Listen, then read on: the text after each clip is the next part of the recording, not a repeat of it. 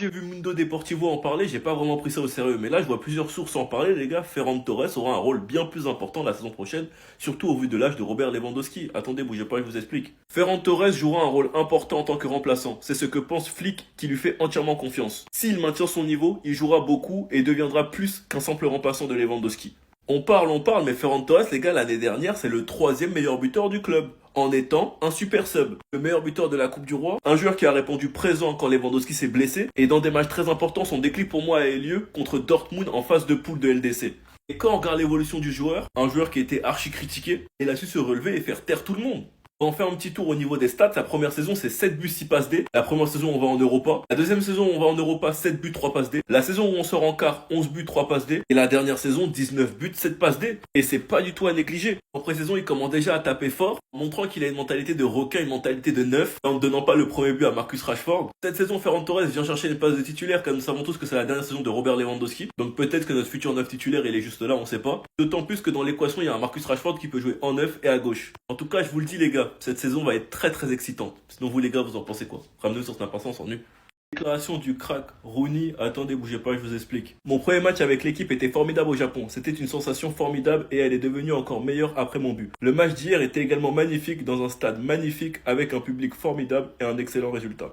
J'ai toujours été un supporter du Barça, je voulais jouer avec la même philosophie que ce club, donc c'était sympa de le rejoindre. Le style de Hansi Flick me convient aussi, je me sens chez moi. Ici, je suis proche de plusieurs joueurs. Ensuite, il explique que tous les joueurs sont sympas avec lui, qu'ils l'ont bien accueilli, quoi. Hansi Flick est une personne formidable qui sait établir une bonne relation avec les joueurs. Je sens que notre relation se renforce de jour en jour. De quel joueur je me sens le plus proche? C'est difficile d'en choisir un seul, ils sont tous excellents. Mais si je devais choisir quelqu'un, ce serait peut-être Rashford, puisqu'on parle anglais, il y a aussi Fermin et Casado. Personnellement, comme je vous le dis, avec les moyens qu'on a, moi je trouve que le mercato il est réussi. Un gardien, un joueur qui peut jouer partout en attaque et un ailier droit. Donc on a ramené deux joueurs pour la profondeur de banc. Sans oublier les joueurs de la Masia qui pourront peut-être monter en équipe première. Et pour l'instant, je pense que le plus probable, c'est Torren. Même si Flick a l'air de beaucoup apprécier Dro, moi je trouve qu'il y a trop de concurrence en attaque, mais après, bon, c'est Flick qui choisit. Hein. En tout cas, l'arrivée de Rooney va faire énormément de bien à Yamal. Il va déjà pouvoir manger parce qu'il avait trop de minutes pour son âge. Et surtout de garder la tête sur les épaules. Parce qu'il a de la concurrence et il sait que le Rooney, il voudra manger à tout prix. Enfin bref, sinon vous les gars, vous en pensez quoi? Ramenez-vous sur ta patience, s'ennuie.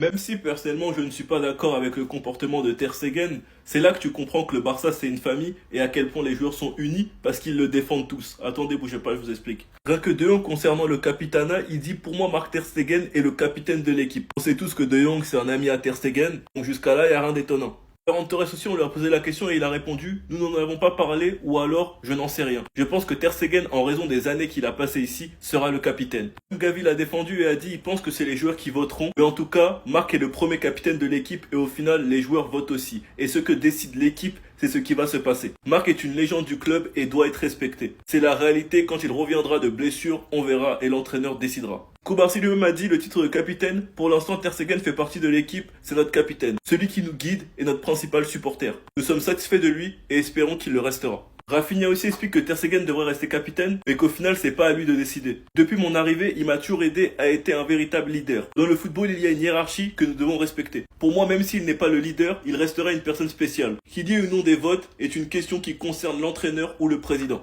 En tout cas, peu importe ce qui se passe entre la direction et Ter Stegen, tous les joueurs sont derrière lui. Enfin bref, sinon vous les gars, vous en pensez quoi? Raneo sur ta patience, s'ennuie. Les joueurs du Barça se disputent tous le brassard de capitaine ou certains joueurs du Barça ont été interviewés. Bon, certains le veulent, certains font des insinuations. Bref, Gavi est allé droit au but. J'aimerais porter le brassard du Barça. Ce sont les joueurs qui votent. L'équipe décidera. Rafinha a également déclaré être capitaine du Barça est un rêve. Mes coéquipiers m'ont choisi. C'est une source de fierté pour moi. J'en sais bord de l'année dernière.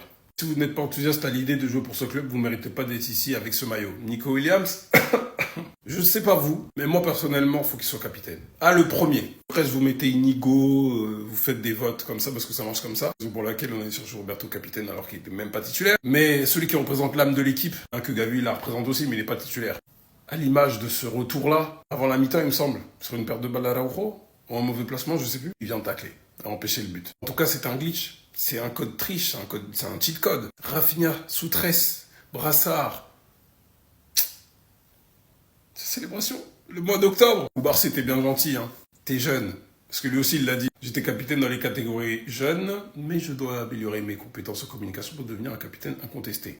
On n'en est pas encore là, hein. Le temps viendra. On verra si ça va se faire avant le campeur ou après. Parce qu'il y aura le discours, la plupart du temps. En tout cas, tant que vous ne mettez pas Araujo le premier de la liste, c'est bon. Voilà. Oh là là là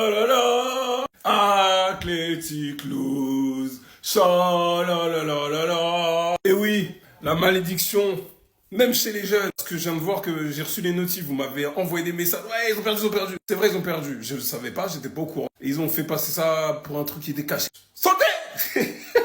Le downfall de ce club, on sera là pour le vivre. Quoi qu'il arrive, on va être là. On vous a dit, vous avez apporté une malédiction à votre club. Je ne vais pas dire les termes maudits et tout parce que je suis chrétien et que moi, ma mère, tout ce qui est comme ça là, ça, c'est tout carré les vidéos. Donc, vous avez apporté une malédiction au club. Que ce soit les féminines, que ce soit les masculins, que ce soit même le futsal, le handball, tout ce que vous voulez, vous allez rien prendre. Donc, FC saison blanche, le seul truc que vous pourriez peut-être gagner, que vous allez peut-être pouvoir gagner au final, c'est votre procès. Et c'est tout. Merci de m'avoir fait notifier le truc parce que j'allais grave dormir. Mais en tout cas, on sera là quoi qu'il arrive. C'est dégueulasse ce que je viens de faire. Attendez. Ronny Bardier est passé en interview et il a donné son ressenti vis-à-vis du Barça, vis-à-vis du club, etc. Et on va voir tout ça ensemble. J'ai toujours été un supporter du Barça et je voulais jouer avec la même philosophie que ce club, donc c'était sympa de le rejoindre. Le style de Hansi me convient aussi. Je me sens chez moi et ici je suis proche de plusieurs joueurs. Hansi est une personne formidable qui sait établir une bonne relation avec les joueurs. Je sens que notre relation se renforce de jour en jour. Et pour le coup ça me surprend pas du tout. Ça revient un peu à la vidéo que j'avais sortie il y a quelques jours, à laquelle je disais que Hansi Flick avec les joueurs il avait une certaine relation, il a une certaine manière de leur parler et de leur donner confiance. Et comme on peut le voir ça paye vu que derrière les joueurs lui rendent un retour sur le terrain. Les premiers jours avec l'équipe ont été formidables. Les joueurs sont sympas et prennent bien soin de moi. J'apprécie chaque jour ici en tant que joueur du Barça et c'est formidable de rejoindre l'équipe pour la tournée asiatique. Premier match avec l'équipe a été formidable au Japon. C'était une sensation formidable et elle est devenue encore meilleure après mon but. Le match d'hier était également magnifique dans un stade magnifique, avec un public formidable et un excellent résultat. De quel joueur je me sens le plus proche? C'est difficile d'en choisir un seul, ils sont tous excellents. Si je devais choisir quelqu'un, ce serait peut-être Rashford puisqu'on parle anglais. Il y a aussi Fermin et Casado. J'espère rester ici de nombreuses années, voire toute ma carrière si possible. Je m'efforcerai d'y parvenir et de laisser un héritage à ce club, comme l'ont fait les grands joueurs qui y ont tant donné. Avec ce genre de propos, comment c'est possible de ne pas l'aimer? La déclaration elle est forte, c'est une dinguerie, il dit mot pour mot, je m'efforcerai d'y parvenir et de laisser un héritage à ce club. Certes, pour l'instant, à l'heure actuelle, il a encore rien fait. C'est un très jeune joueur avec énormément de potentiel, et tout comme lui, on espère tous qu'il réussira au Barça. Mais quand je vois ce genre de déclaration, ça me fait plaisir car ça montre à quel point le joueur est déterminé à réussir. Et en plus, concernant Bardio, on le sait tous, c'est son rêve d'être au Barça. Bref, en tout cas, n'hésitez pas à me donner vos avis dans les commentaires, histoire de savoir ce que vous en pensez, et moi je lirai tout ça. Vous voulez une bonne nouvelle concernant Roméo? Des clubs s'intéressent à lui. Le Real Oviedo notamment. Et c'est surtout Gérone que ça se précise. Franchement, on n'oubliera jamais ton match amical contre le Real Madrid. Ta Pocket Bellingham, Tchouaméni et Kamavinga. La frappe sur la barre, merci. Mais ça y est, à un moment c'était Valence, mais ils se sont retirés. Dites-vous qu'on a eu à un moment donné... C'est difficile, hein. Dans une composition, le grand FC Barcelone a connu Roméo et Sergio Roberto au milieu de terrain. Match qu'on a perdu en plus dans le temps additionnel, alors qu'on venait d'égaliser. Quand je vous dis, voici deux supporters fidèles, du coup, quand on se regarde là, qu'avec eux des moments difficiles, vous croyez que je blague? Vraiment. Bref. En tout cas, hein, moi, j'aurais cru. Même si à chaque toucher de balle, on avait un stress, hors norme plutôt. Mais bon. C'est comme ça, je faisais preuve de professionnalisme, à skip. Je me paye, je vais à l'entraînement, même si je joue pas. On est combien à vouloir juste être remplaçant, même réserviste? Moi, tu me payes en tant que réserviste au Barça, je reste professionnel tout le temps. Hein. En tout cas, merci pour les mêmes légendaires et merci pour la diarrhée, parce que le jour où il l'a eu et que ça a été confirmé par la presse, il fallait être là. Le Barça va s'en mordre les doigts de cette décision parce que tu vas peut-être vendre l'un de tes plus gros prospects, l'une de tes plus grosses pépites au poste de milieu de terrain avec Marc Casado pour pouvoir inscrire notamment Marcus Rashford. Parce que tu as besoin de liquidité, l'information venue d'Espagne aujourd'hui elle est claire, le Barça a besoin de liquidité, a besoin d'argent et aujourd'hui Casado ça fait partie des leviers qui peuvent être activés par le Barça pour rentrer cet argent.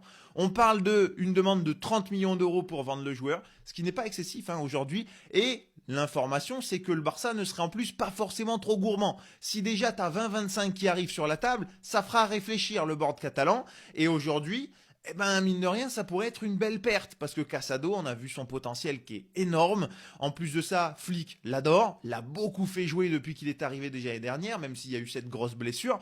Mais aujourd'hui, c'est là aussi où tu vois que les finances du Barça, elles sont sur le fil, sur la ligne. C'est compliqué. Rashford, 14 millions de salaire, ça pèse lourd. En plus de ça, tu n'as pas eu de vente et tu as fait une grosse augmentation de salaire à un Lamine Yamal. Et aujourd'hui, ça pèse lourd dans les finances. Donc, tu as besoin d'une vente, tu as besoin de rentrer de l'argent. On va pas se mentir. Aujourd'hui, le Barça pourrait aussi garder Casado et vendre un autre joueur. C'est une possibilité, hein. Mais aujourd'hui, ça fait partie des leviers que le Barça pourrait utiliser, parce qu'on va pas se mentir, Casado sur le marché, ça peut faire bouger beaucoup de clubs, et puis on peut penser, pourquoi pas, un Paris Saint-Germain par exemple. Luis Enrique, c'est totalement son profil, en plus sorti de la Masia, sorti du Barça, le bon manieur de ballon, etc.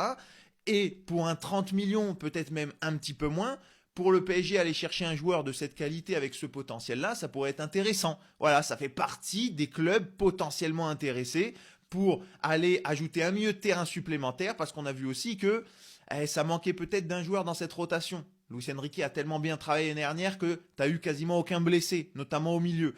Mais si jamais tu as un Vitinha, un Neves, un Ruiz qui manque, d'un coup tu te retrouves qu'avec Warren et Mayoulou, et puis tu n'as plus qu'un remplaçant au milieu de terrain du coup. Donc un joueur de plus, ça mangerait pas de pain, surtout un petit Casado avec le talent qu'il peut avoir pour une pochette à 30 millions d'euros, les gars. Dis-moi ce que t'en penses, mais voilà, potentiellement le Barça pourrait s'en mordre les doigts à l'avenir, parce que le potentiel, on l'a vu, et il est assez énorme.